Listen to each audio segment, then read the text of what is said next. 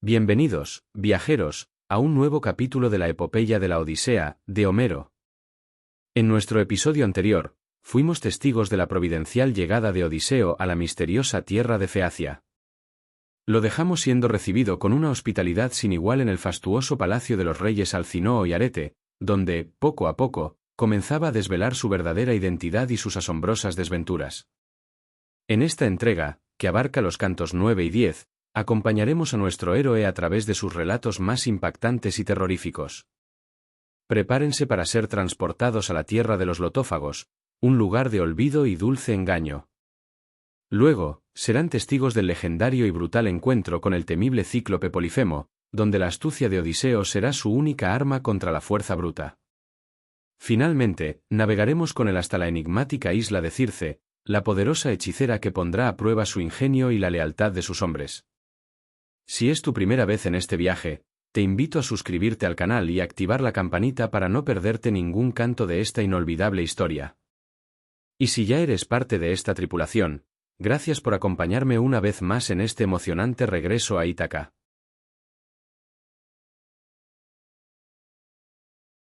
Canto 9. Relatos a Alcinoo.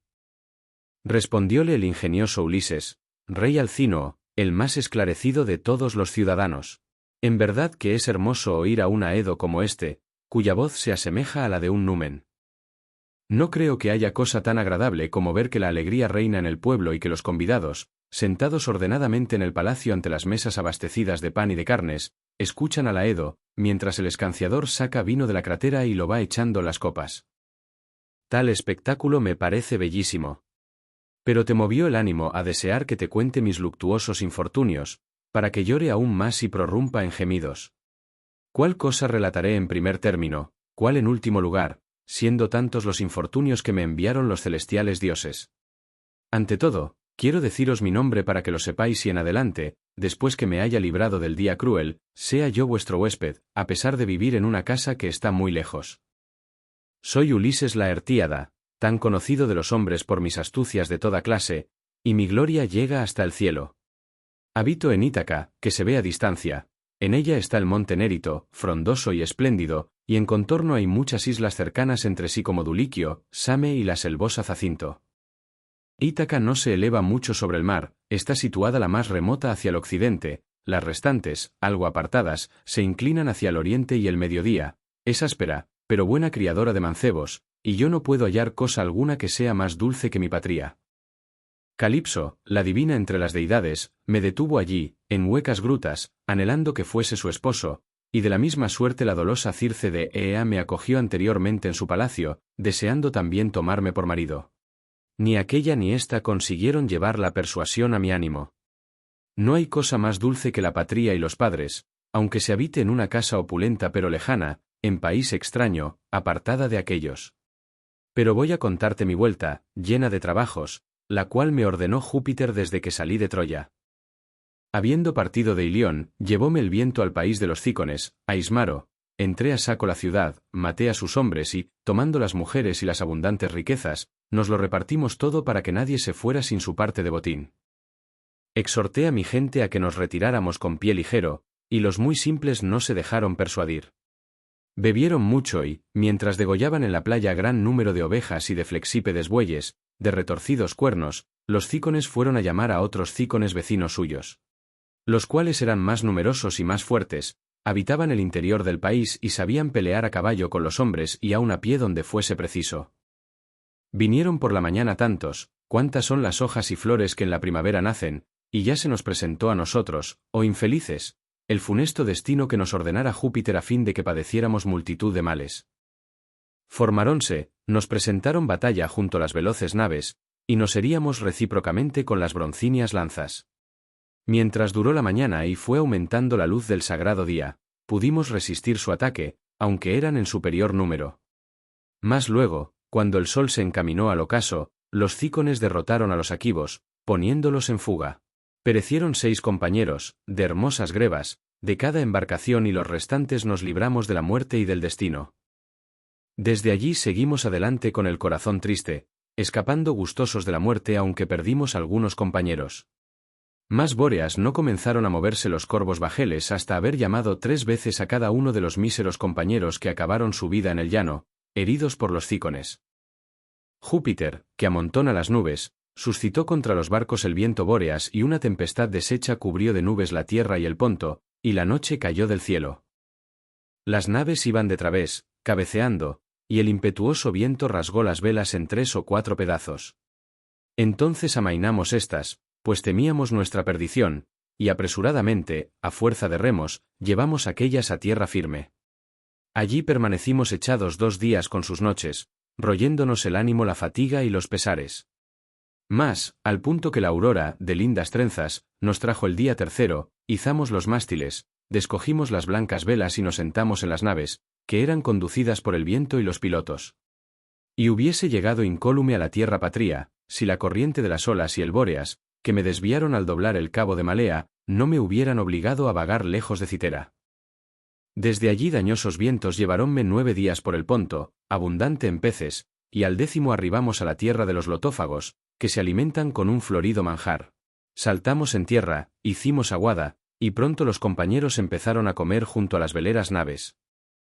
Y después que hubimos gustado los alimentos y la bebida, envié algunos compañeros, 2 varones a quienes escogí e hice acompañar por un tercero que fue un heraldo, para que averiguaran cuáles hombres comían el pan en aquella tierra.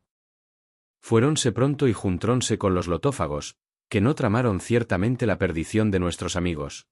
Pero les dieron a comer loto, y cuantos probaban el fruto del mismo, dulce como la miel, ya no querían llevar noticias ni volverse, antes deseaban permanecer con los lotófagos, comiendo loto, sin acordarse de tornar a la patria. Mas yo los llevé por fuerza a las cóncavas naves, y aunque lloraban, los arrastré e hice atar debajo de los bancos. Y mandé que los restantes fieles compañeros se apresuraran a entrar en las veloces embarcaciones, no fuera que alguno comiese loto y no pensara en la vuelta. Hiciéronlo enseguida y, sentándose por orden en los bancos, comenzaron a herir con los remos el espumoso mar.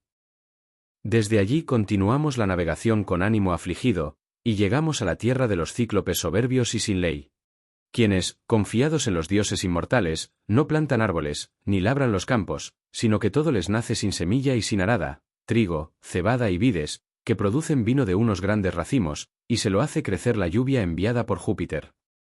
No tienen ágoras donde se reúnan para deliberar, ni leyes tampoco, sino que viven en las cumbres de los altos montes, dentro de excavadas cuevas, cada cual impera sobre sus hijos y mujeres, y no se cuidan los unos de los otros.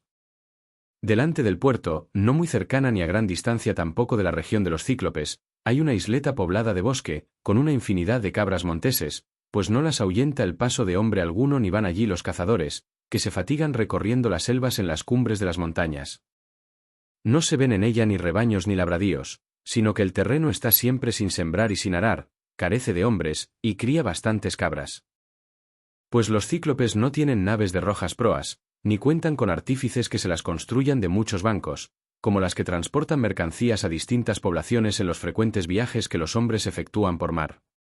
Yendo los unos a encontrar a los otros, las cuales hubieran podido hacer que fuese muy poblada aquella isla, que no es mala y daría a su tiempo frutos de toda especie, porque tiene junto al espumoso mar prados húmedos y tiernos y allí la vid jamás se perdiera. La parte interior es llana y labradera, y podrían segarse en la estación oportuna, mieses altísimas por ser el suelo muy pingüí.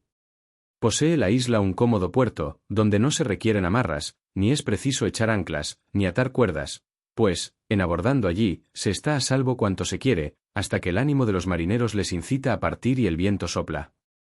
En lo alto del puerto mana una fuente de agua límpida, debajo de una cueva a cuyo alrededor han crecido álamos.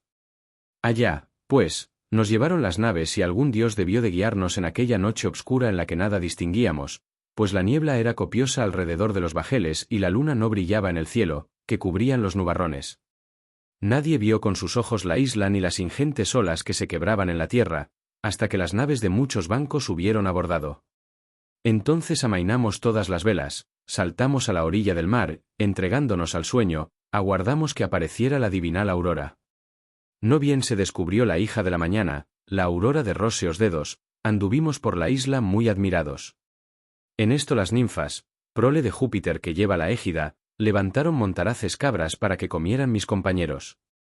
Al instante tomamos de los bajeles los corvos arcos y los venablos de larga punta, nos distribuimos en 3 grupos, tiramos, y muy presto una deidad nos proporcionó abundante caza.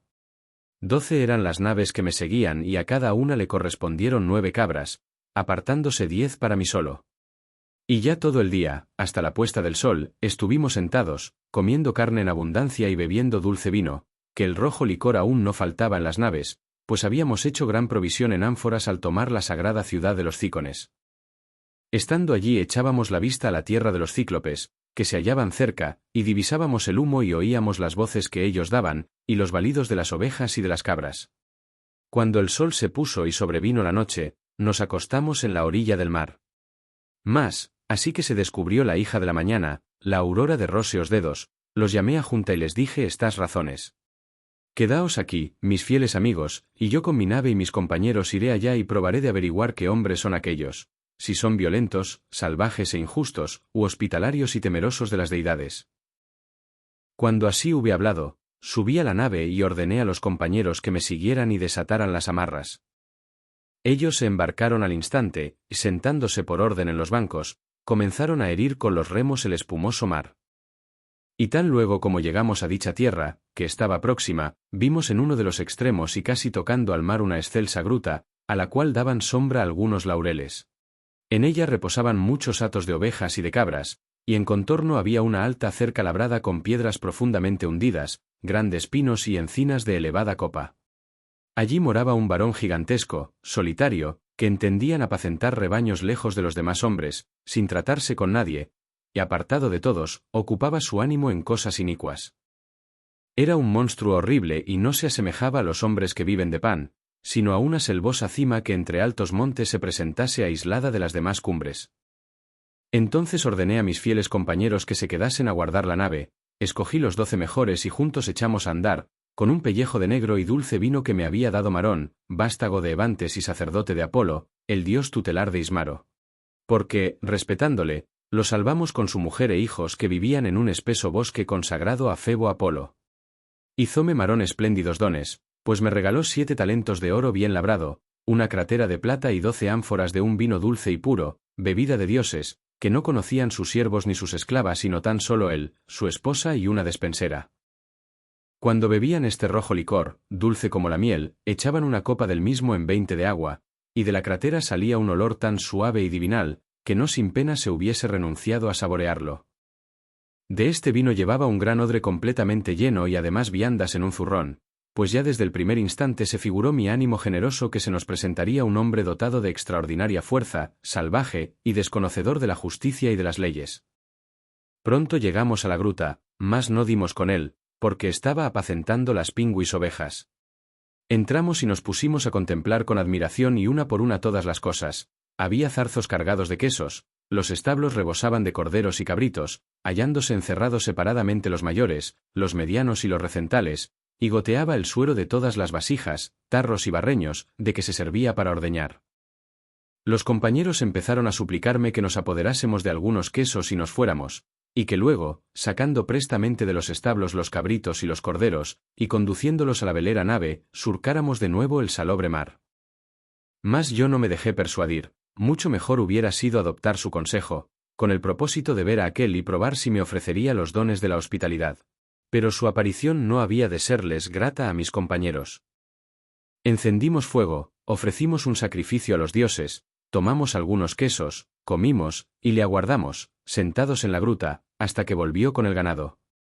Traía una gran carga de leña seca para preparar su comida y la descargó dentro de la cueva con tal estruendo que nosotros, llenos de temor, nos refugiamos apresuradamente en lo más hondo de la misma. Luego metió en el espacioso antro todas las pingüis ovejas que tenía que ordeñar, dejando a la puerta, dentro del recinto de altas paredes, los carneros y los bucos. Después cerró la puerta con un pedrejón grande y pesado que llevó a pulso y que no hubiesen podido mover del suelo 22 sólidos carros de 4 ruedas. Tan inmenso era el peñasco que colocó en la entrada.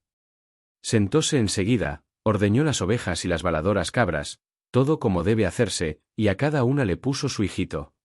A la hora, haciendo cuajar la mitad de la blanca leche, la amontonó en canastillos de mimbre, y vertió la restante en unos vasos para bebérsela cuando cenar quisiese. Acabadas con prontitud tales faenas, encendió fuego y, al vernos, nos hizo estas preguntas. Forasteros, ¿quiénes sois? ¿De dónde llegasteis navegando por húmedos caminos? ¿Venís por algún negocio o andáis por el mar, a la aventura, como los piratas que divagan, exponiendo su vida y produciendo daño a los hombres de extrañas tierras? Así dijo. Nos quebraba el corazón el temor que nos produjo su voz grave y su aspecto monstruoso. Mas, con todo eso, le respondí de esta manera. Somos aqueos a quienes extraviaron, al salir de Troya, vientos de toda clase que nos llevan por el gran abismo del mar. Deseosos de volver a nuestra patria, llegamos aquí por otros caminos porque de tal suerte debió de ordenarlo Júpiter. Nos preciamos de ser guerreros de Agamenón Atrida cuya gloria es inmensa debajo del cielo. Tan grande ciudad ha destruido y tantos hombres ha hecho perecer. Y venimos a abrazar tus rodillas por si quisieras presentarnos los dones de la hospitalidad o hacernos algún otro regalo como es costumbre entre los huéspedes. Respeta, pues, a los dioses, varón excelente, que nosotros somos ahora tus suplicantes. Y a suplicantes y forasteros los venga Júpiter hospitalario, el cual acompaña a los venerandos huéspedes. Así le hablé, y respondióme enseguida con ánimo cruel, forastero, ¿eres un simple o vienes de lejanas tierras cuando me exhortas a temer a los dioses y a guardarme de su cólera? Que los cíclopes no se cuidan de Júpiter, que lleva la égida, ni de los bienaventurados númenes, porque aún les ganan en ser poderosos, y yo no te perdonaría ni a ti ni a tus compañeros por temor a la enemistad de Júpiter, si mi ánimo no me lo ordenase. Pero dime en qué sitio, al venir, dejaste la bien construida embarcación, si fue, por ventura, en lo más apartado de la playa o en un paraje cercano, a fin de que yo lo sepa. Así dijo para tentarme. Pero su intención no me pasó inadvertida a mí, que sé tanto, y de nuevo le hablé con engañosas palabras. Neptuno, que sacude la tierra, rompió mi nave llevándola a un promontorio y estrellándola contra las rocas, en los confines de vuestra tierra. El viento que soplaba del Ponto se la llevó y pude librarme, junto con estos, de una muerte terrible. Así le dije. El cíclope, con ánimo cruel, no me dio respuesta, pero, levantándose de súbito, echó mano a los compañeros, agarró a dos y, cual si fuesen cachorrillos, arrojólos en tierra con tamaña violencia que el encéfalo fluyó al suelo y mojó el piso. Seguidamente despedazó los miembros, se aparejó una cena y se puso a comer como montaraz león, no dejando ni los intestinos, ni la carne, ni los medulosos huesos. Nosotros contemplábamos aquel horrible espectáculo con lágrimas en los ojos, alzando nuestras manos a Júpiter, pues la desesperación se había señoreado de nuestro ánimo. El cíclope, tan luego como hubo llenado su enorme vientre, devorando carne humana y bebiendo encima leche sola, se acostó en la gruta tendiéndose en medio de las ovejas. Entonces formé en mi magnánimo corazón el propósito de acercarme a él y, sacando la aguda espada que colgaba de mi muslo, herirle el pecho donde las entrañas rodean el hígado, palpándolo previamente, mas otra consideración me contuvo. Habríamos, en efecto, perecido allí de espantosa muerte, a causa de no poder apartar con nuestras manos el grave pedrejón que el cíclope colocó en la alta entrada. Y así, dando suspiros, aguardamos que apareciera la divinal aurora. Cuando se descubrió la hija de la mañana, la aurora de rosáceos dedos, el cíclope encendió fuego y ordeñó las gordas ovejas, todo como debe hacerse, y a cada una le puso su hijito. Acabadas con prontitud tales faenas, echó mano a otros dos de los míos, y con ellos se aparejó el almuerzo. En acabando de comer, sacó de la cueva los pingüis ganados, removiendo con facilidad el enorme pedrejón de la puerta, pero al instante lo volvió a colocar, del mismo modo que si a un carcaj le pusiera su tapa. Mientras el cíclope aguijaba con gran estrépito sus pingüis rebaños hacia el monte, yo me quedé meditando siniestros propósitos, por si de algún modo pudiese vengarme y Minerva me otorgara la victoria. Al fin parecióme que la mejor resolución sería la siguiente. Echada en el suelo del establo veíase una gran clava de olivo verde, que el cíclope había cortado para llevarla cuando se secase. Nosotros, al contemplarla, la comparábamos con el mástil de un negro y ancho bajel de transporte que tiene 20 remos y atraviesa el dilatado abismo del mar. Tan larga y tan gruesa se nos presentó a la vista. Acerquéme a ella y corté una estaca como de una braza, que di a los compañeros mandándoles que la puliesen. No bien la dejaron lisa, agucé uno de sus cabos, la endurecí, pasándola por el ardiente fuego, y la oculté cuidadosamente debajo del abundante estiércol esparcido por la gruta. Ordené entonces que se eligieran por suerte los que, uniéndose conmigo, deberían atreverse a levantar la estaca y clavarla en el ojo del cíclope cuando el dulce sueño le rindiese. Cayóles la suerte a los 4 que yo mismo hubiera escogido en tal ocasión, y me junté con ellos formando el quinto. Por la tarde volvió el cíclope con el rebaño de hermoso vellón, que venía de pacer, e hizo entrar en la espaciosa gruta a todas las pingüirreses, sin dejar a ninguna fuera del recinto, ya porque sospechase algo, ya porque algún dios así se lo ordenara. Cerró la puerta con el pedrejón, que llevó a pulso, sentóse, ordeñó las ovejas y las baladoras cabras, todo como debe hacerse, y a cada una le puso su hijito. Acabadas con prontitud tales cosas, agarró a otros 2 de mis amigos y con ellos se aparejó la cena. A la hora llegué al cíclope, teniendo en la mano una copa de negro vino, le hablé de esta manera. Toma, cíclope, bebe vino, ya que comiste carne humana, a fin de que sepas qué bebida se guardaba en nuestro buque. Te lo traía para ofrecer una libación en el caso de que te apiadases de mí y me enviaras a mi casa, pero tú te enfureces de intolerable modo. Cruel, ¿cómo vendrá en lo sucesivo ninguno de los muchos hombres que existen, si no te portas como debieras? Así le dije. Tomó el vino y bebióselo. Y gustóle tanto el dulce licor que me pidió más. Dame de buen grado más vino y hazme saber inmediatamente tu nombre para que te ofrezca un don hospitalario con el cual te huelgues. Pues también a los cíclopes la fértil tierra les proporciona vino en gruesos racimos, que crecen con la lluvia enviada por Júpiter, mas esto se compone de ambrosía y néctar. De tal suerte habló, y volví a servirle el negro vino. 3 veces se lo presenté y 3 veces bebió incautamente. Y cuando los vapores del vino envolvieron la mente del cíclope, díjele con suaves palabras. Cíclope, preguntas cuál es mi nombre ilustre, y voy a decírtelo, pero dame el presente de hospitalidad que me has prometido. Mi nombre es Nadie, y nadie me llaman mi madre, mi padre y mis compañeros todos. Así le hablé, y enseguida me respondió, con ánimo cruel, nadie me lo comeré el último, después de sus compañeros, y a todos los demás antes que a él, tal será el don hospitalario que te ofrezca. Dijo, tiróse hacia atrás y cayó de espaldas. Así echado, dobló la gruesa cerviz y vencióle el sueño, que todo lo rinde. Salíale de la garganta el vino con pedazos de carne humana, y eructaba por estar cargado de bebida. Entonces metí la estaca debajo del abundante rescoldo, para calentarla, y animé con mis palabras a todos los compañeros, no fuera que alguno, poseído de miedo, se retirase. Mas cuando la estaca de olivo, con ser verde, estaba a punto de arder y relumbraba intensamente, fui y la saqué del fuego, rodeáronme mis compañeros, y una deidad nos infundió gran audacia. Ellos, tomando la estaca de olivo, hincáronla por la aguzada punta en el ojo del cíclope, y yo, alzándome, hacíala girar por arriba. De la suerte que cuando un hombre taladra con el barreno el mástil de un navío, otros lo mueven por debajo con una correa, que asen por ambas extremidades, y aquel da vueltas continuamente. Así nosotros, asiendo la estaca de ígnea punta, la hacíamos girar en el ojo del cíclope y la sangre brotaba alrededor del caliente palo. Quemóle el ardoroso vapor párpados y cejas, en cuanto la pupila estaba ardiendo y sus raíces crepitaban por la acción del fuego. Así como el broncista, para dar el tempel que es la fuerza del hierro, sumerge en agua fría una gran seguro un hacha que rechina grandemente, de igual manera rechinaba el ojo del cíclope en torno de la estaca de olivo. Dio el cíclope un fuerte y horrendo gemido, retumbó la roca y nosotros, amedrentados, huimos prestamente.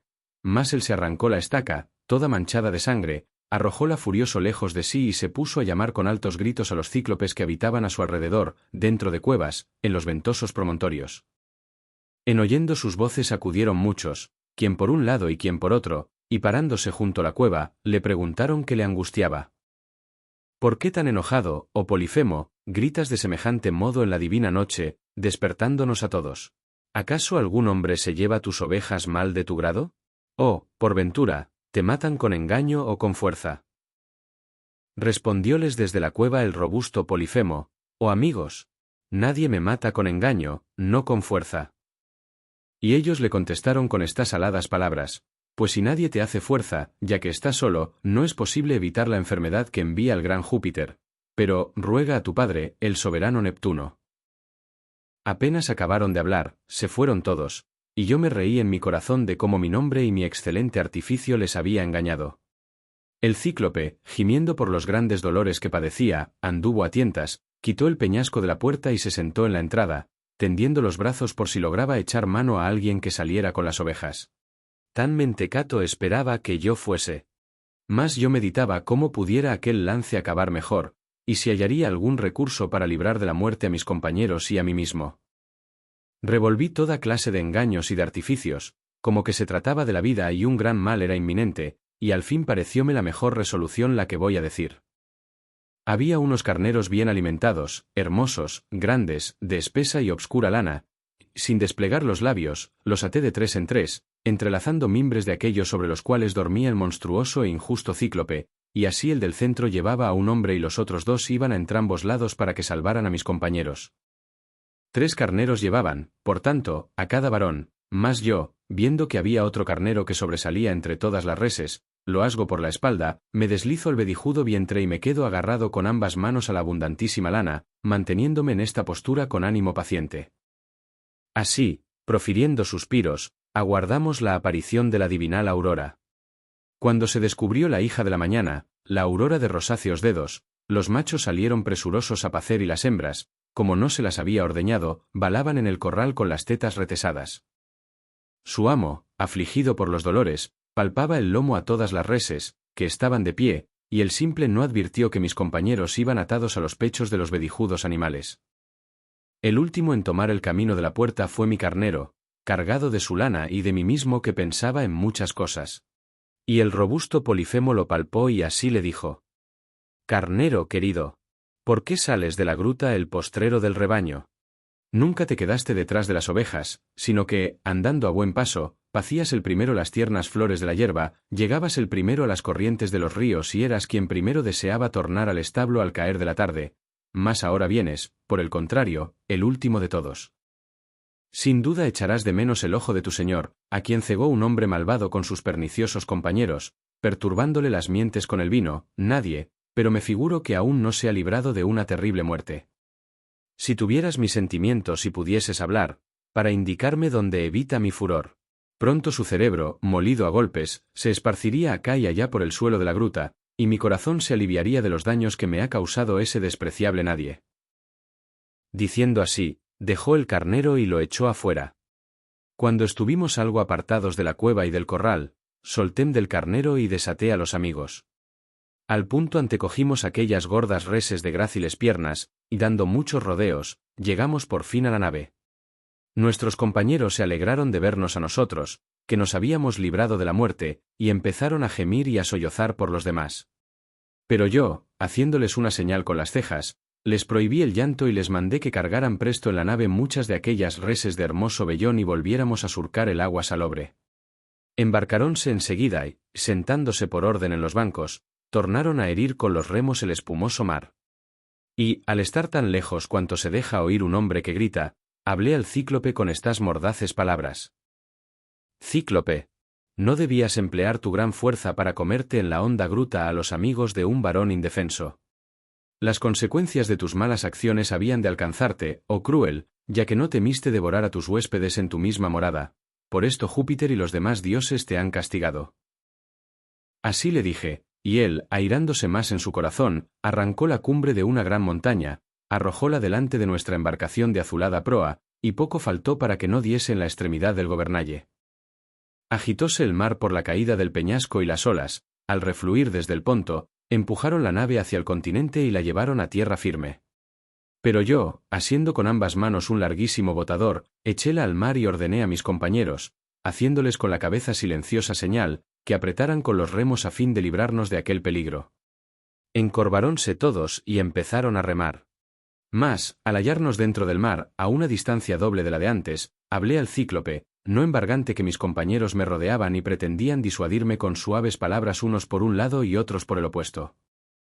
«Desgraciado, ¿por qué quieres irritar a ese hombre feroz que con lo que tiró al ponto hizo tornar la nave a tierra firme donde creímos encontrar la muerte? Si oyera que alguien da voces o habla, nos aplastaría la cabeza y el maderamen del barco, arrojándonos áspero bloque. Tan lejos llegan sus tiros». Así se expresaban. Mas no lograron quebrantar la firmeza de mi ánimo, y, con el corazón irritado, le hablé otra vez con estas palabras: «Cíclope, Si alguno de los mortales hombres te pregunta la causa de tu vergonzosa ceguera, dile que quien te privó del ojo fue Ulises, el asolador de ciudades, hijo de Laertes, que tiene su casa en Ítaca. Tal dije, y él, dando un suspiro, respondió: «Oh dioses, cumpliéronse los antiguos pronósticos. Hubo aquí un adivino excelente y grande, Télemo Eurímida, el cual descollaba en el arte adivinatoria y llegó a la senectud profetizando entre los cíclopes. Este, pues, me vaticinó lo que hoy sucede, que sería privado de la vista por mano de Ulises. Más esperaba yo que llegase un varón de gran estatura, gallardo, de mucha fuerza, y es un hombre pequeño, despreciable y menguado quien me cegó el ojo, subyugándome con el vino. Pero, ea, vuelve Ulises, para que te ofrezca los dones de la hospitalidad y exhorte al ínclito Dios que bate la tierra, a que te conduzca a la patria, que soy su hijo y él se gloría de ser mi padre. Y será él, si le pleis, quien me curará y no otro alguno de los bienaventurados dioses ni de los mortales hombres». Habló, pues, de esta suerte, y le contesté diciendo: «Así pudiera quitarte el alma y la vida, y enviarte a la morada de Plutón, como ni el mismo Dios que sacude la tierra te curará el ojo». Dije. Y el cíclope oró enseguida al soberano Neptuno, alzando las manos al estrellado cielo. «Óyeme, Neptuno, que ciñes la tierra, Dios de cerúlea cabellera. Si en verdad soy tuyo y tú te glorías de ser mi padre, concédeme que Ulises, el asolador de ciudades, hijo de Laertes, que tiene su casa en Ítaca, no vuelva nunca a su palacio. Mas si le está destinado que ha de ver a los suyos y tornar a su bien construida casa y a su patria, sea tarde y mal, en nave ajena, después de perder todos los compañeros, y encuentre nuevas cuitas en su morada». Tal fue su plegaria y la oyó el dios de cerúlea cabellera. Acto seguido tomó el cíclope un peñasco mucho mayor que el de antes, lo despidió, haciéndolo voltear con fuerza inmensa, arrojólo detrás de nuestro bajel de azulada proa, y poco faltó para que no diese en la extremidad del gobernalle.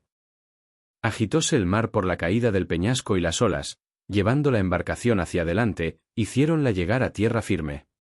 Así que arribamos a la isla donde estaban los restantes navíos, de muchos bancos, y en su contorno los compañeros que nos aguardaban llorando, saltamos a la orilla del mar y sacamos la nave a la arena.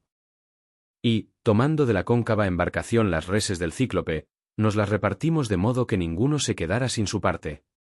En esta partición que se hizo del ganado, mis compañeros, de hermosas grebas, asignaronme el carnero además de lo que me correspondía, y yo lo sacrifiqué en la playa a Júpiter Saturnio, que amontona las nubes y sobre todo reina, quemando en su obsequio a ambos muslos. Pero el dios, sin hacer caso del sacrificio, meditaba cómo podrían llegar a perderse todas mis naves, de muchos bancos, con los fieles compañeros. Y ya todo el día, hasta la puesta del sol, estuvimos sentados, comiendo carne en abundancia y bebiendo dulce vino. Cuando el sol se puso y llegó la noche, nos acostamos en la orilla del mar. Pero, apenas se descubrió la hija de la mañana, la aurora de róseos dedos, ordené a mis compañeros que subieran a la nave y desataran las amarras. Embarcaronse prestamente, y sentándose por orden en los bancos, tornaron a herir con los remos el espumoso mar. Desde allí seguimos adelante, con el corazón triste, escapando gustosos de la muerte aunque perdimos algunos compañeros. Canto 10. Lo relativo a Éolo. A los lestrigones y a Circe. Llegamos a la isla Eolia, donde moraba Éolo Hipótada, caro a los inmortales dioses, isla natal, a la cual cerca broncíneo e irrompible muro, levantándose en el interior una escarpada roca. A Éolo naciéronle 12 vástagos en el palacio, 6 hijas y 6 hijos florecientes, y dio aquellas a estos para que fuesen sus esposas. Todos juntos, a la vera de su padre querido y de su madre veneranda, disfrutan de un continuo banquete en el que se les sirven muchísimos manjares. Durante el día percíbese en la casa el olor del asado y resuena toda con la flauta, y por la noche duerme cada uno con su púdica mujer sobre tapetes, en torneado lecho. Llegamos, pues, a su ciudad y a sus magníficas viviendas, y Éolo tratóme como a un amigo por espacio de un mes y me hizo preguntas sobre muchas cosas, sobre Ilión, sobre las naves de los argivos, sobre la vuelta de los aqueos, de todo lo cual le informé debidamente. Cuando quise partir y le rogué que me despidiera, no se negó y preparó mi viaje. Dióme entonces, encerrados en un cuero de un buey de 9 años que antes desollara, los soplos de los mugidores vientos, pues el Saturnio habíale hecho árbitro de los mismos, con facultad de aquietar o de excitar al que quisiera. y ató dicho pellejo en la cóncava nave con un reluciente hilo de plata, de manera que no saliese ni el menor soplo, enviándome el céfiro para que, soplando, llevara nuestras naves y a nosotros en ellas. Mas, en vez de suceder así, había de perdernos nuestra propia imprudencia. Navegamos seguidamente por espacio de 9 días con sus noches. Y en el 10º se nos mostró la tierra patria, donde vimos a los que encendían fuego cerca del mar. Entonces me sentí fatigado y me rindió el dulce sueño, pues había gobernado continuamente el timón de la nave, que no quise confiar a ninguno de los amigos para que llegáramos más pronto. Los compañeros hablaban los unos con los otros de lo que yo llevaba a mi palacio, figurándose que era oro y plata, recibidos como dádiva del magnánimo Éolo Hipótada. Y alguno de ellos dijo de esta suerte al que tenía más cercano: «Oh dioses, cuán querido y honrado es este varón, de cuantos hombres habitan en las ciudades y tierras a donde llega. Muchos y valiosos objetos se ha llevado del botín de Troya, mientras que los demás, con haber hecho el mismo viaje, volveremos a casa con las manos vacías. Y ahora Éolo, obsequiándole como a un amigo, acaba de darle estas cosas. Ea, veamos pronto lo que son y cuánto oro y plata hay en el cuero». Así razonaban. Prevaleció aquel mal consejo y, desatando mis amigos el odre, escaparónse con gran ímpetu todos los vientos. Enseguida arrebató las naves una tempestad y llevólas al Ponto. Ellos lloraban, al verse lejos de la patria, y yo, recordando, medité en mi irreprochable espíritu si debía tirarme del bajel y morir en el Ponto, o sufrirlo todo en silencio y permanecer entre los vivos. Lo sufrí, quedéme en el barco y, cubriéndome, me acosté de nuevo. Las naves tornaron a ser llevadas a la isla Eolia por la funesta tempestad que promovió el viento, mientras gemían cuantos me acompañaban. Llegados allí, saltamos en tierra, hicimos aguada, y a la hora empezamos a comer junto a las veleras naves. Mas, así que hubimos gustado la comida y la bebida, tomé un heraldo y un compañero y, encaminándonos al ínclito palacio de Éolo, hallamos a éste, que celebraba un banquete con su esposa y sus hijos. Ya en la casa, nos sentamos al umbral, cerca de las jambas, y ellos se pasmaron al vernos y nos hicieron estas preguntas. ¿Cómo aquí, Ulises? ¿Qué funesto numen te persigue? Nosotros te enviamos con gran recaudo para que llegases a tu patria y a tu casa, o a cualquier sitio que te pluguiera. Así hablaron. Y yo, con el corazón afligido, les dije: mis imprudentes compañeros y un sueño pernicioso causaronme este daño, pero remediadlo vosotros, oh amigos, ya que podéis hacerlo. En tales términos me expresé, halagándoles con suaves palabras. Todos enmudecieron y, por fin, el padre me respondió: sal de la isla y muy pronto, malvado más que ninguno de los que hoy viven. No me es permitido tomar a mi cuidado y asegurarle la vuelta a un varón que se ha hecho odioso a los bienaventurados dioses. Vete en hora mala, pues si viniste ahora, es porque los inmortales te aborrecen. Hablando de esta manera me despidió del palacio, a mí, que profería hondos suspiros. Luego seguimos adelante, con el corazón angustiado. Y ya iba agotando el ánimo de los hombres aquel molesto remar, que a nuestra necedad debíamos, pues no se presentaba medio alguno de volver a la patria. Navegamos sin interrupción durante 6 días con sus noches, y al 7º llegamos a Telépilo de Lamos, la excelsa ciudad de la Lestrigonia, donde el pastor, al recoger su rebaño, llama a otro que sale enseguida con el suyo.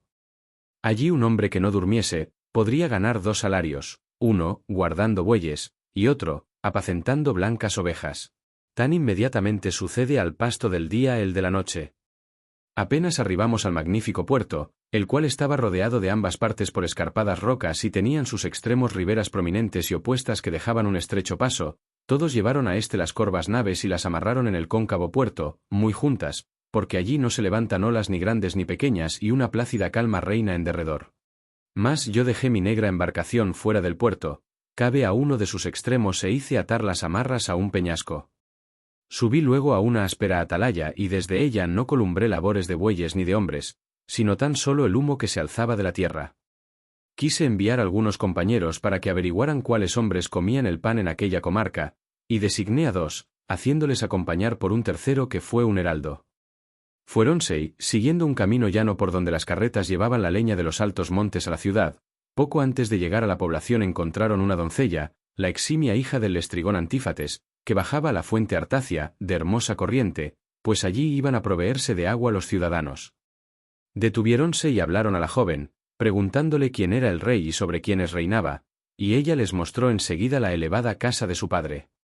Llegáronse entonces a la magnífica morada, hallaron dentro a la esposa, que era alta como la cumbre de un monte, y cobráronle no poco miedo. La mujer llamó del ágora a su marido el preclaro Antífates, y éste maquinó contra mis compañeros cruda muerte. Agarrando prestamente a uno, aparejóse con él mismo la cena, mientras los otros dos tornaban a los barcos en precipitada fuga. Antífates gritó por la ciudad, y al oírle, acudieron de todos lados muchos y fuertes lestrigones, que no parecían hombres sino gigantes, y desde las peñas tiraron pedruscos muy pesados. Pronto se alzó en las naves un deplorable estruendo causado a la vez por los gritos de los que morían y por la rotura de los barcos, y los lestrigones, atravesando a los hombres como si fueran peces, se los llevaban para celebrar nefando festín. Mientras así los mataban en el hondísimo puerto, saqué la aguda espada que llevaba junto al muslo y corté las amarras de mi bajel de azulada proa. Acto continuo exhorté a mis amigos, mandándoles que batieran los remos para librarnos de aquel peligro, y todos azotaron el mar por temor a la muerte. Con satisfacción huimos en mi nave desde las rocas prominentes al Ponto, mas las restantes se perdieron en aquel sitio, todas juntas. Desde allí seguimos adelante, con el corazón triste, escapando gustosos de la muerte aunque perdimos algunos compañeros. Llegamos luego a la isla Eea, donde moraba Circe, la de lindas trenzas, deidad poderosa, dotada de voz, hermana carnal del terrible Eetes, pues ambos fueron engendrados por el sol, que alumbra a los mortales, y tienen por madre a Perse, hija del océano. Acercamos silenciosamente el navío a la ribera, haciéndolo entrar en un amplio puerto, y alguna divinidad debió de conducirnos. Saltamos en tierra, permanecimos echados 2 días con sus noches, y nos roían el ánimo el cansancio y los pesares. Mas, al punto que la aurora, de lindas trenzas, nos trajo el día tercero, tomé mi lanza y mi aguda espada y me fui prestamente desde la nave a una atalaya, por si conseguía ver labores de hombres mortales o percibir la voz de los mismos. Y, habiendo subido a una altura muy escarpada, me paré y aparecióseme el humo que se alzaba de la espaciosa tierra, en el palacio de Circe, entre un espeso encinar y una selva. A la hora que divisé el negro humo, se me ocurrió en la mente y en el ánimo ir yo mismo a enterarme, mas, considerándolo bien, parecióme mejor tornar a la orilla, donde se hallaba la velera Nao, disponer que comiesen mis compañeros y enviar a algunos para que se informaran. Emprendí la vuelta, y ya estaba a poca distancia del corvo bajel, cuando algún dios me tuvo compasión al verme solo, y me hizo salir al camino un gran ciervo de altos cuernos, que desde el pasto de la selva bajaba al río para beber, pues el calor del sol le había entrado. Apenas se presentó, acertéle con la lanza en el espinazo, en medio de la espalda, de tal manera que el bronce lo atravesó completamente. Cayó el ciervo, quedando tendido en el polvo, y perdió la vida. Llegué Mael y saquéle la broncínea lanza, poniéndola en el suelo, arranqué después varitas y mimbres, y formé una soga como de una braza, bien torcida de ambas partes, con la cual pude atar juntos los pies de la enorme bestia. Me la colgué al cuello y enderecé mis pasos a la negra nave, apoyándome en la pica, ya que no hubiera podido sostenerla en la espalda con solo la otra mano, por ser tan grande aquella pieza. Por fin la dejé en tierra, junto a la embarcación, y comencé a animar a mis compañeros, acercándome a los mismos y hablándoles con dulces palabras. Amigos, no descenderemos a la morada de Plutón, aunque nos sintamos afligidos, hasta que nos llegue el día fatal. Mas, ea, en cuanto haya víveres y bebida en la embarcación, pensemos en comer y no nos dejemos consumir por el hambre. Así les dije, y, obedeciendo al instante mis palabras, quitáronse la ropa con que se habían tapado allí, en la playa del mar estéril, y admiraron el ciervo, pues era grandísima aquella pieza. Después que se hubieron deleitado en contemplarlo con sus propios ojos, lavaronse las manos y aparejaron un banquete espléndido. Y ya todo el día, hasta la puesta del sol, estuvimos sentados, comiendo carne en abundancia y bebiendo dulce vino. Cuando el sol se puso y llegó la noche, nos acostamos en la orilla del mar. Pero, no bien se descubrió la hija de la mañana, la aurora de róseos dedos, reuní en junta a mis amigos y les hablé de esta manera. Oíd mis palabras, compañeros, aunque padezcáis tantos males. Oh amigos, ya que ignoramos dónde está el poniente y el sitio en que aparece la aurora, por donde el sol, que alumbra a los mortales, desciende debajo de la tierra, y por donde vuelve a salir, examinemos prestamente si nos será posible tomar alguna resolución, aunque yo no lo espero. Mas, desde escarpada altura contemplé esta isla, que es baja y a su alrededor forma una corona el Ponto inmenso, y con mis propios ojos vi salir humo de en medio de la misma, a través de los espesos encinares y de la selva. Tal dije. A todos se les quebraba el corazón, acordándose de los hechos del estrigón Antífates y de las violencias del feroz cíclope, que se comía a los hombres, y se echaron a llorar ruidosamente, vertiendo abundantes lágrimas, aunque para nada les sirvió su llanto. Formé con mis compañeros de hermosas grebas 2 secciones, a las que di sendos capitanes, pues yo me puse al frente de una y el deiforme Euríloco mandaba la otra. Echamos suertes en Broncinio y Elmoy, como saliera la del magnánimo Euríloco, partió con 22 compañeros que lloraban, y nos dejaron a nosotros, que también sollozábamos. Dentro de un valle y en lugar visible descubrieron el palacio de Circe, construido de piedra pulimentada. En torno suyo encontrábanse lobos montaraces y leones, a los que Circe había encantado, dándoles funestas drogas, pero estos animales no acometieron a mis hombres, sino que, levantándose, fueron a halagarles con sus colas larguísimas. Como los perros halagan a su amo siempre que vuelve del festín, porque les trae algo que satisface su apetito, de tal manera los lobos, de uñas fuertes, y los leones fueron a halagar a mis compañeros, que se asustaron de ver tan espantosos monstruos. En llegando a la mansión de la diosa de lindas trenzas, detuviéronse en el vestíbulo y oyeron a Circe que con voz pulcra cantaba en el interior, mientras labraba una tela grande, divinal y tan fina, elegante y espléndida, como son las labores de las diosas. Y Pelaíts, caudillo de hombres, que era para mí el más caro y respetable de los compañeros, empezó a hablarles de esta manera. «Oh amigos, en el interior está cantando hermosamente alguna diosa o mujer que labra una gran tela, y hace resonar todo el pavimento. Llamémosla cuanto antes». Así les dijo, y ellos la llamaron a voces. Circe se alzó enseguida, abrió la magnífica puerta, los llamó y siguiéronla todos imprudentemente, a excepción de Euríloco, que se quedó fuera por temor de algún engaño. Cuando los tuvo dentro, los hizo sentar en sillas y sillones, confeccionó un potaje de queso, harina y miel fresca con vino de Pramnio, y echó en él drogas perniciosas para que los míos olvidaran por completo la tierra patria. Dioselo, bebieron, y, seguidamente, los tocó con una varita y los encerró en pocilgas. Y tenían la cabeza, la voz, las cerdas y el cuerpo como los puercos, pero sus mientes quedaron tan enteras como antes. Así fueron encerrados y todos lloraban, y Circe les echó para comer, fabucos, bellotas y el fruto del cornejo, que es lo que comen los puercos, que se echan en la tierra. Euríloco volvió sin dilación al ligero y negro bajel, para enterarnos de la aciaga suerte que les había cabido a los compañeros. Mas no le era posible proferir una sola palabra, no obstante su deseo, por tener el corazón sumido en grave dolor, los ojos se le llenaron de lágrimas y su ánimo únicamente en sollozar pensaba. Todos le contemplábamos con asombro y le hacíamos preguntas, hasta que por fin nos contó la pérdida de los demás compañeros. Nos alejamos a través del encinar como mandaste, preclaro Ulises, y dentro de un valle y en lugar visible descubrimos un hermoso palacio, hecho de piedra pulimentada. Allí, alguna diosa o mujer cantaba con voz sonora, labrando una gran tela. Llamáronla a voces. Alzóse enseguida, abrió la magnífica puerta, nos llamó, y siguiéronla todos imprudentemente, pero yo me quedé fuera, temiendo que hubiese algún engaño. Todos a una desaparecieron y ninguno ha vuelto a presentarse, aunque he permanecido acechándolos un buen rato. De tal manera se expresó. Yo entonces, colgándome del hombro la grande broncínea espada, de clavazón de plata, y tomando el arco, le mandé que sin pérdida de tiempo me llevara por el camino que habían seguido. Mas él comenzó a suplicarme, abrazando con entrambas manos mis rodillas, y entre lamentos decíame estas aladas palabras. Oh alumno de Júpiter, no me lleves allá, mal de mi grado, déjame aquí, pues sé que no volverás ni traerás a ninguno de tus compañeros. Huyamos enseguida con los presentes, que aún nos podremos librar del día cruel. Así me habló, y le contesté diciendo, Euríloco, quédate tú en este lugar, a comer y beber junto a la cóncava y negra embarcación, mas yo iré, que la dura necesidad me lo exige. Dicho esto, alejéme de la nave y del mar.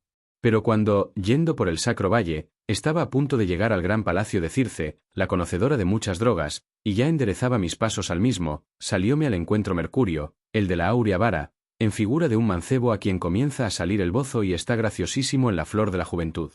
Y, tomándome la mano, me habló diciendo: «Ah, infeliz. ¿A dónde vas por estos altozanos, solo y sin conocer la comarca? Tus amigos han sido encerrados en el palacio de Circe, como puercos, y se hallan en pocilgas sólidamente labradas. ¿Vienes quizás a libertarlos? Pues no creo que vuelvas, antes te quedarás donde están los otros. Ea, quiero preservarte de todo mal, quiero salvarte. Toma este excelente remedio, que apartará de tu cabeza el día cruel, y ve a la morada de Circe cuyos malos propósitos he de referirte íntegramente. Te preparará una mistura y te echará drogas en el manjar. Mas, con todo eso, no podrá encantarte porque lo impedirá el excelente remedio que vas a recibir. Te diré ahora lo que ocurrirá después. Cuando Circe te hiriere con su larguísima vara, tira de la aguda espada que llevas cabe al muslo, y acométela como si desearas matarla. Entonces, cobrándote algún temor, te invitará a que yazgas con ella. Tú no te niegues a compartir el lecho de la diosa, para que libere a tus amigos y te acoja benignamente, pero hazle prestar el solemne juramento de los bienaventurados dioses de que no maquinara contra ti ningún otro funesto daño, no sea que, cuando te desnudes de las armas, te prive de tu valor y de tu fuerza. Cuando así hubo dicho, el argicida me dio el remedio, arrancando una planta cuya naturaleza me enseñó. Tenía negra la raíz y era blanca como la leche su flor, llamanla moli los dioses, y es muy difícil de arrancar para un mortal, pero las deidades lo pueden todo. Mercurio se fue al vasto Olimpo, a través de la selvosa isla, y yo me encaminé a la morada de Circe, revolviendo en mi corazón muchos propósitos. Llegado al palacio de la diosa de lindas trenzas, paréme en el umbral y empecé a dar gritos. La deidad oyó mi voz, y alzándose al punto, abrió la magnífica puerta y me llamó, y yo, con el corazón angustiado, me fui tras ella. Cuando me hubo introducido, hízome sentar en una silla de argénteos clavos, hermosa, labrada, con un escabel para los pies, y en copa de oro preparóme la mistura para que bebiese, echando la misma cierta droga y maquinando en su mente cosas perversas. Mas, tan luego como me la dio y bebí, sin que lograra encantarme, tocóme con la vara mientras me decía estas palabras. Ve ahora a la pocilga y échate con tus compañeros. Así habló. Desenvainé entonces la aguda espada que llevaba cerca del muslo y arremetí contra Circe, como deseando matarla. Ella profirió agudos gritos, se echó al suelo, me abrazó por las rodillas y me dirigió entre sollozos estas aladas palabras. ¿Quién eres y de qué país procedes? ¿Dónde se hallan tu ciudad y tus padres? Me tiene suspensa que hayas bebido estas drogas sin quedar encantado, pues ningún otro pudo resistirlas, tan luego como las tomó y pasaron el cerco de sus dientes. Hay en tu pecho un ánimo indomable. Eres sin duda aquel Ulises de multiforme ingenio, de quien me hablaba siempre el argicida, que lleva áurea vara, asegurándome que vendrías cuando volvieses de Troya en la negra y velera nave. Mas, ea, envaina la espada y vámonos a la cama para que, unidos por el lecho y el amor, crezca entre nosotros la confianza. Así se expresó, y le repliqué diciendo, oh Circe, ¿cómo me pides que te sea benévolo, después que en este mismo palacio convertiste a mis compañeros en cerdos y ahora me detienes a mí, maquinas engaños y me ordenas que entre en tu habitación y suba a tu lecho a fin de privarme del valor y de la fuerza, apenas deje las armas? Yo no querría subir a la cama, si no te atrevieras, oh diosa, a prestar solemne juramento de que no maquinarás contra mí ningún otro pernicioso daño. Así le dije. Juró al instante, como se lo mandaba. Y enseguida que hubo prestado el juramento, subí al magnífico lecho de Circe. Aderezaban el palacio 4 siervas, que son las criadas de Circe y han nacido de las fuentes, de los bosques, o de los sagrados ríos que corren hacia el mar. Ocupábase una en cubrir los sillones con hermosos tapetes de púrpura, dejando a los pies un lienzo, colocaba otra argénteas mesas delante de los asientos, poniendo encima canastillos de oro. Mezclaba la tercera el dulce y suave vino en una crátera de plata y lo distribuía en áureas copas, y la cuarta traía agua y encendía un gran fuego debajo del trípode donde aquella se calentaba. Y cuando el agua hirvió dentro del reluciente bronce, llevóme a la bañera y allí me lavó, echándome la deliciosa agua del gran trípode a la cabeza y a los hombros hasta quitarme de los miembros la fatiga que roe el ánimo. Después que me hubo lavado y ungido con pingo y aceite, vistióme un hermoso manto y una túnica, y me condujo, para que me sentase, a una silla de argénteos clavos, hermosa, labrada y provista de un escabel para los pies. Una esclava dióme aguamanos que traía en magnífico jarro de oro y vertió en fuente de plata y me puso delante una pulimentada mesa. La veneranda despensera trajo pan, y dejó en la mesa buen número de manjares, obsequiándome con los que tenía reservados. Circe invitóme a comer, pero no le plugo a mi ánimo y seguí quieto, pensando en otras cosas, pues mi corazón presagiaba desgracias. Cuando Circe notó que yo seguía quieto, sin echar mano a los manjares, y abrumado por fuerte pesar, se vino a mi lado y me habló con estas aladas palabras. ¿Por qué, Ulises, permaneces así, como un mudo, y consumes tu ánimo, sin tocar la comida ni la bebida? Sospechas que haya algún engaño y has de desechar todo temor, pues ya te presté solemne juramento.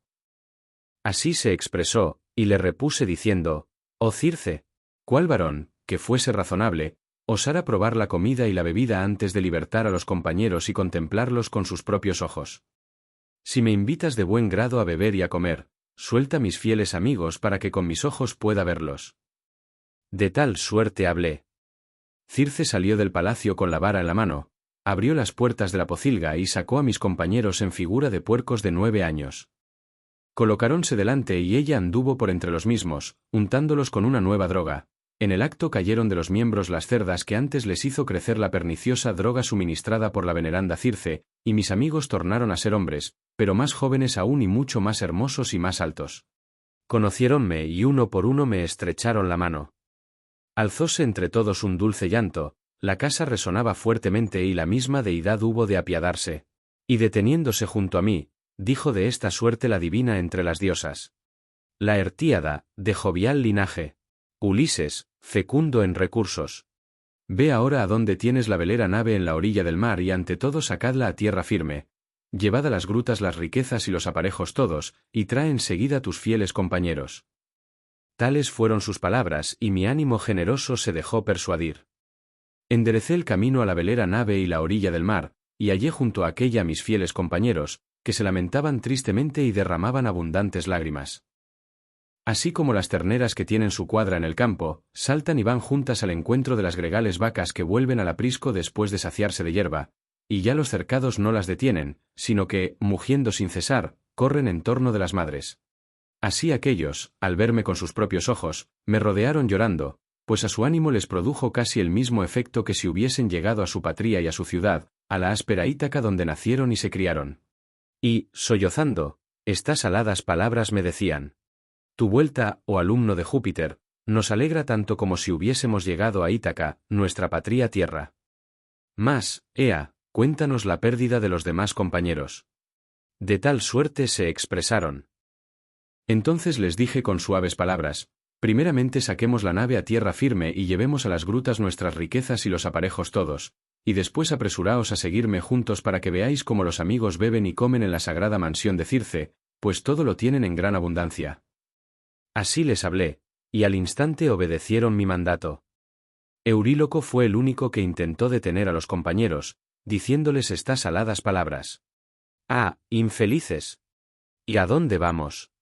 ¿Por qué buscáis vuestro daño, yendo al palacio de Circe que a todos nos transformará en puercos, lobos o leones para que le guardemos, mal de nuestro grado, su espaciosa mansión? Se repetirá lo que ocurrió con el cíclope cuando los nuestros llegaron a su cueva con el audaz Ulises y perecieron por la loca temeridad del mismo. De tal modo habló. Yo revolvía en mi pensamiento desenvainar la espada de larga punta, que llevaba a un lado del vigoroso muslo y de un golpe echarle la cabeza al suelo, aunque Euríloco era deudo mío muy cercano, pero me contuvieron los amigos, unos por un lado y otros por el opuesto, diciéndome con dulces palabras: alumno de Júpiter, a éste lo dejaremos aquí, si tú lo mandas, y se quedará a guardar la nave, pero a nosotros llévanos a la sagrada mansión de Circe. Hablando así, alejarónse de la nave y del mar. Y Euríloco no se quedó cerca del cóncavo bajel, pues fue siguiéndonos, amedrentado por mi terrible amenaza. En tanto Circe lavó cuidadosamente en su morada a los demás compañeros, los ungió con pingo y aceite, les puso lanosos mantos y túnicas, y ya los hallamos celebrando alegre banquete en el palacio. Después que se vieron los unos a los otros y contaron lo ocurrido, comenzaron a sollozar y la casa resonaba en torno suyo. La divina entre las diosas se detuvo entonces a mi lado y me habló de esta manera. La Hertíada, de jovial linaje. Ulises, fecundo en recursos. Ahora dad tregua al copioso llanto, sé yo también cuántas fatigas habéis soportado en el Ponto, abundante en peces, y cuántos hombres enemigos os dañaron en la tierra. Mas, ea, comed viandas y bebed vino hasta que recobréis el ánimo que teníais en el pecho cuando dejasteis vuestra patria, la escabrosa Ítaca. Actualmente estáis flacos y desmayados, trayendo de continuo a la memoria la peregrinación molesta, y no cabe en vuestro ánimo la alegría por lo mucho que habéis padecido. Tales fueron sus palabras, y nuestro ánimo generoso se dejó persuadir. Allí nos quedamos día tras día un año entero y siempre tuvimos en los banquetes carne en abundancia y dulce vino. Mas cuando se acabó el año y volvieron a sucederse las estaciones, después de transcurrir los meses y de pasar muchos días, llamaronme los fieles compañeros y me hablaron de este modo. Ilustre, acuérdate ya de la patria tierra, si el destino ha decretado que te salves y llegues a tu casa, de alta techumbre, y a la patria tierra. Así dijeron y mi ánimo generoso se dejó persuadir. Y todo aquel día hasta la puesta del sol, estuvimos sentados, comiendo carne en abundancia y bebiendo dulce vino. Cuando el sol se puso y sobrevino la noche, acostarónse los compañeros en las obscuras salas. Mas yo subí a la magnífica cama de Circe y empecé a suplicar a la deidad, que oyó mi voz y a la cual abracé las rodillas. Y, hablándole, estas aladas palabras le decía: «Oh Circe, cúmpleme tu promesa de mandarme a mi casa. Ya mi ánimo me incita a partir y también el de los compañeros, quienes aquejan mi corazón, rodeándome llorosos, cuando tú estás lejos».